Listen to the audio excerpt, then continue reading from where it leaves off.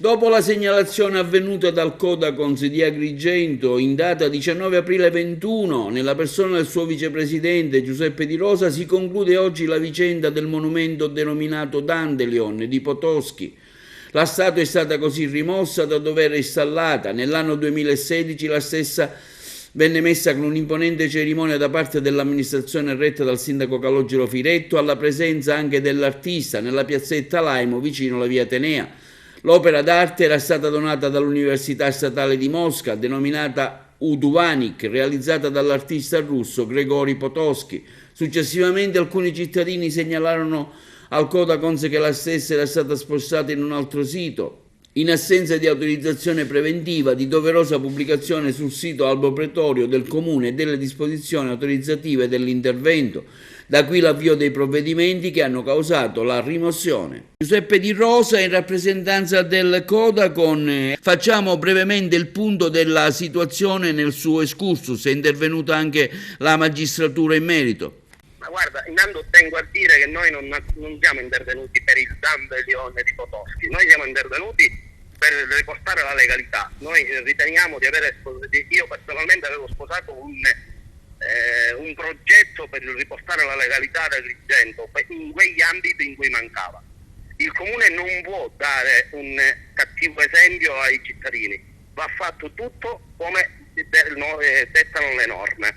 Abbiamo chiesto se esistessero dei permessi chiesti dal Comune, se avessero presentato la dovuta documentazione alla soprintendenza, perché quella zona di Agrigento è sotto la tutela della soprintendenza, e oggi, a distanza di 6 mesi, 5 mesi, viene fuori che nessun permesso era stato chiesto e su intervento della Procura della Repubblica la soprintendenza ha ordinato la rimozione dell'abuso.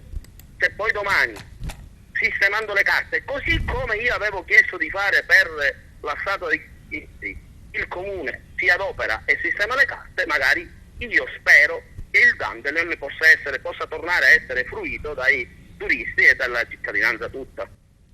La situazione sicuramente è più grave, sono molte le segnalazioni che lei fa come Codacons. Ecco, brevemente, una su tutte, anche quelle relative alla nettezza urbana, alla pulizia della città.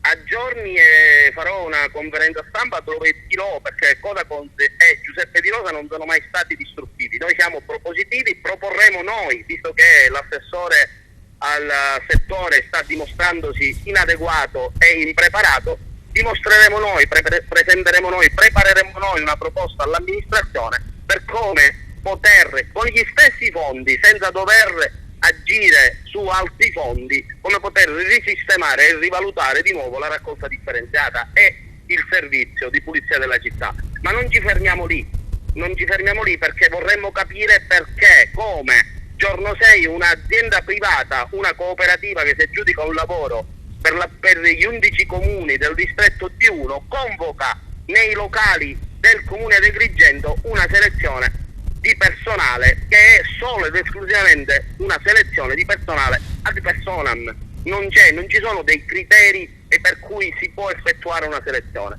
È una selezione che effettueranno con i criteri assolutamente non previsti e come avrete sicuramente capito tutti, sono delle assunzioni clientelari travestite da altro.